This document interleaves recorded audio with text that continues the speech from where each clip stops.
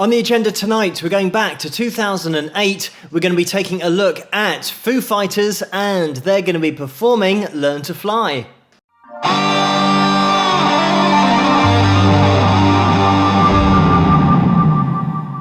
Hello, Phil here from Wings of Pegasus, and welcome to another analysis video. If you enjoy this video, please give it a thumbs up and subscribe.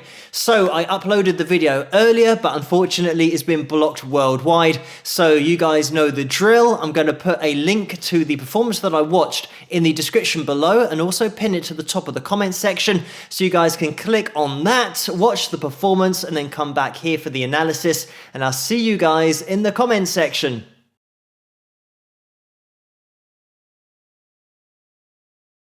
Jumping into the performance, what I love about Foo Fighters and just Dave Grohl as a guy is that when he performs live, he puts absolutely everything that he has into each performance. And the last video I did on Dave was quite a while back when he broke his leg and then he did come back to complete the show. He's one of these guys that is rock and roll through and through. But when you listen to a Foo Fighters album, for example, obviously you're going to get that studio sound, a slightly more produced sound. When you hear them live, it is like turning it up to 11 because you just get the raw version of the song and there's so much energy in every performance. Obviously, this is one of those bands and the whole sound that is right up my street. But getting into breaking this down analytically, what's going on, because we have Dave, who started on drums with Nirvana before their second album, Nevermind, that just went crazy big. That's just after Dave joined the band. So the first album that he did with Nirvana was just massive. But then moving on to playing guitar afterwards, he did actually start playing guitar when he was a kid and then moved on to drums after hearing Rush and Neil Peart, of course. And he then got the passion for playing the drums. So he had that multi-instrumental ability very early on. And then after Nirvana, started up Foo Fighters really as a solo project. And he got everything down in the studio himself for that first album. And then it turned more into a band thing of getting other musicians involved in order to hit the road, tour, and then record albums with everybody getting involved on their various instruments. But it's another thing to mention about Dave is that he can play guitar, bass, drums. He can cut an album in the studio by himself if he wants to. And the other thing about him singing, he's got this voice that he just goes all out with, and it's belting and chest voice the whole time. He said himself that after Nirvana, he thought a lot of people would assume he'd get behind the drum kit of another band, and that would be his position and his career just as a drummer. But then he didn't want to do something that people expected him to do. So that's why he went in the direction of doing his own thing, but also singing. It's something that he wanted to have a go at, and being the front guy of a band, and he did write songs when he was with Nirvana, but he did say that because of Kurt's ability for songwriting, he felt a little bit self-conscious of bringing up his songs and maybe suggesting songs for them to do. So he had about 40 songs, I think, that he had written while he was with Nirvana, but then after that, he then got in the studio, recorded about 15 songs, and went in that direction of starting up something else just by himself and getting behind the microphone. It is something that Dave said, referencing vocals and just starting that up and suddenly singing after being known as a drummer. It was something that he wanted to do, and he's not the kind of person that would listen to people if they told him not to do it. And that is such a great attitude to have, not only in the music industry, artistically, but throughout your life. If there's something that you want to do, just get as good as you can at that thing and do it. But let's get into what Dave is playing here. And in the intro, we have these octaves that he's applying and does apply in a lot of his compositions in order to give a focal point for that lead melody over the top of the chords. And here, the most important thing with these octaves is the muting, because all we're doing is holding down our B, which is our second fret of the A string, and also with your little finger or third finger, it depends, whatever you find most comfortable and the size of your hands, we're fretting the fourth fret of the G string, which will give you the octave. Now, if I'm not muting the strings that I don't want to hear, you'd get this. it'll be a mess. So what you want to do is rest your first finger on the low E string. Also be quite shallow with the angle of that first finger so that it rests on the D string. So then you can start to mute the strings you don't want to hear. It's exactly the same principle with the little finger. I'm resting on the B string so you don't hear it. And my first finger, because of the shallow angle, is resting on the high E string. So it means that I'm now fretting 2 strings, but all of the other strings are muted. So I can hit all of the strings and just get that octave sound. So when we apply this to the intro, just for reference, we are on quite an overdriven tone for the intro, and then we clean up for the verse, and then get back into that dirty sound for the chorus. But when we've got this,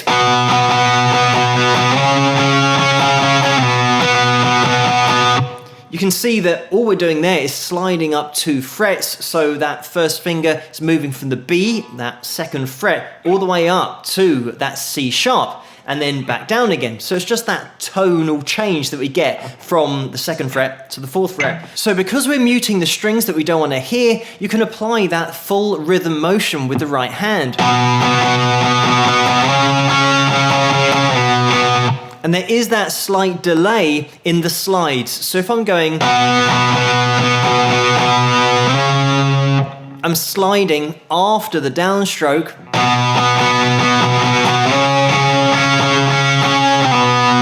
And then sliding back down again after the downstroke, rather than snapping. Like that. The only other thing to mention technique-wise on the intro from Dave is the little bend that he puts in the second time round. So we've got this.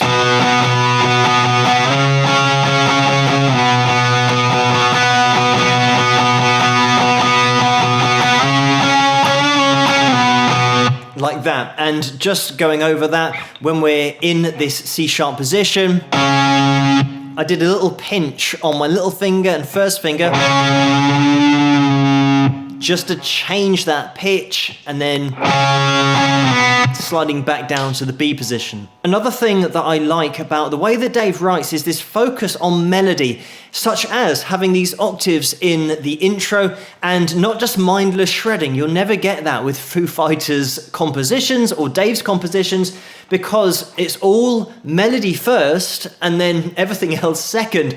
And once you really focus on that, it means that the songs are going to be so strong melodically, people can sing along to it because you're focusing on that. And then if everything else is coming second, generally when people are trying to show off on their instrument and that comes first, the song always suffers. Something that Dave has said about the way that he writes songs is approaching the guitar playing from his drummer background of seeing maybe one string as a foot pedal, another string as a snare, and if he is working on a riff, getting those rhythmic elements together so that it does move forward and drive along. And that is certainly something that you can say about Dave's compositions. Just quickly, while I'm talking about the rhythm, to put a spotlight on the chorus and verse sections of this song, when we're in the verse, the snare comes in on 2 and 3 and, rather than 4. So we've got our 4 beats in a bar, and we're going 1, 2, 3, 4, 1, 2, 3, 4.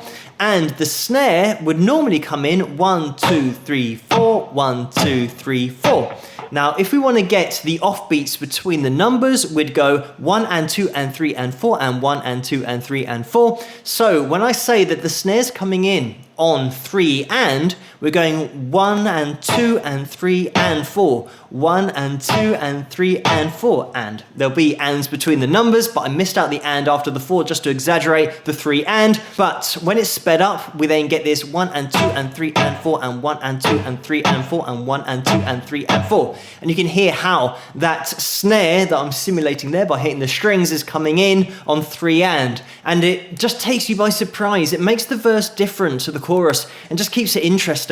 Just for reference, the chords being played underneath Dave's octaves are a B5, and this is just a power chord shape. So we've got our first finger on the 2nd fret of the A string, 3rd finger, 4th fret of the D string, and then little finger, 4th fret of the G string. And when we're playing through that, if you're arching your fingers over, we want to keep the B string and the high E string open.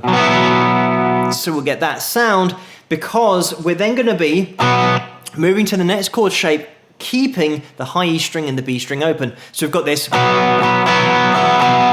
sound, and then move your third finger and little finger towards you by a string, and then place your first finger on the second fret of the G string. And here, I'm strumming from the A string down. That's another important thing to mention, as is the case for the first chord as well.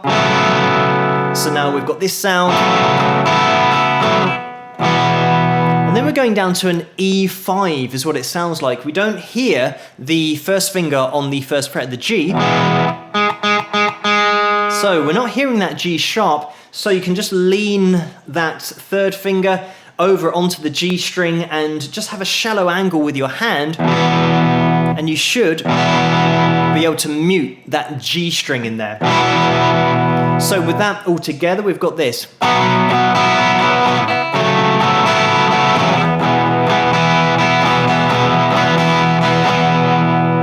Obviously, when you're playing it in context, I did clean up the sound there so you could hear the chords, but it would be...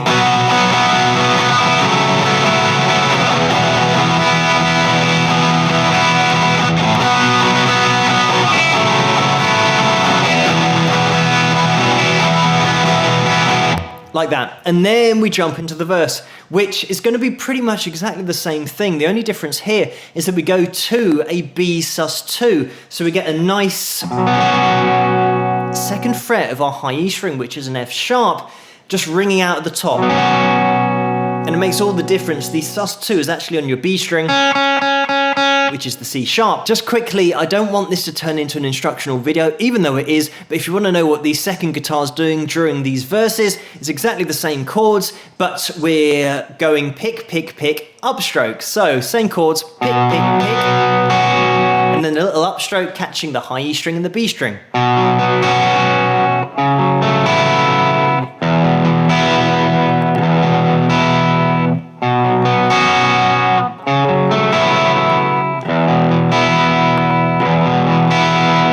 Kind of like that. But let's get back into the performance and we'll watch it until the end. What a high energy live performance, as is always the case with Dave and Foo Fighters. We even had right at the end there a tiny little bit of Hey Joe, which if you rewind it, you might be able to hear the lead guitar that came in. I'll demonstrate it in a second. I thought I'd get out the guitar again just to show you guys the breakdown section that we had. Again, it's going to be our B sus2, into a G, into a D.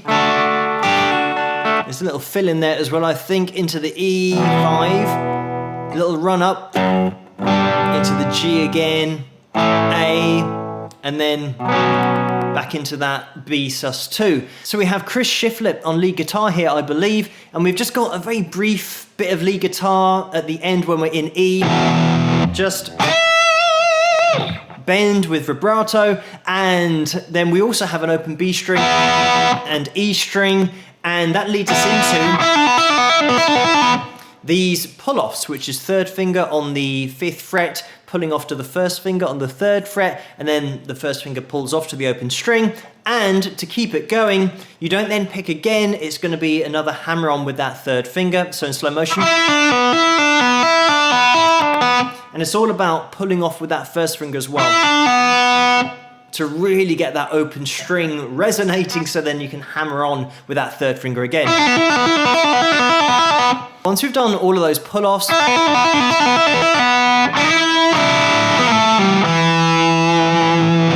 we then have that little ending, which I think is just that tip of the hat to Hey Joe. I don't want this video to go on for too long. It probably has already, but the other thing to mention about Foo Fighters and Dave Grohl, when he writes and the sound that the band have, you can say that it's such a mix of different genres because, of course, coming from Nirvana, having that grunge element in there, but I'd say that isn't by any stretch of the imagination overpowering in the sound. If anything, it's hard rock, it is rock, you could argue it's pop rock with some of the melody in there, but then when Dave opens the taps on his vocals and goes to that raspy sound, you could say that there's a heavy metal vocal in there as well. So you've got so many different genres that you can make an argument for, but that is the point, that when you get somebody like Dave who is writing and expressing himself with so many different influences, especially punk as well, that he listened to when he was growing up, got heavily into that. So you can see those elements in the music as well. But nobody ever writes trying to fit a genre. They just write what they write, and then pretty much the media come up with what they sound like or what the genre is. And it's always the case that true artists never limit themselves within any particular sound or within a genre. Also, just to mention before we finish that this track, Learn to Fly, was a massive hit when it was released in 1999. It got to number 19 in the mainstream charts, and it got to number 1 in the modern rock tracks chart, and it's from the album There Is Nothing Left to Lose. But thank you guys so much for suggesting this video for me to take a look at. Keep those suggestions coming in the comments below. Let me know what you guys think, and if you enjoyed this video, please give it a thumbs up and subscribe, and I'll see you guys at the next one. Rock!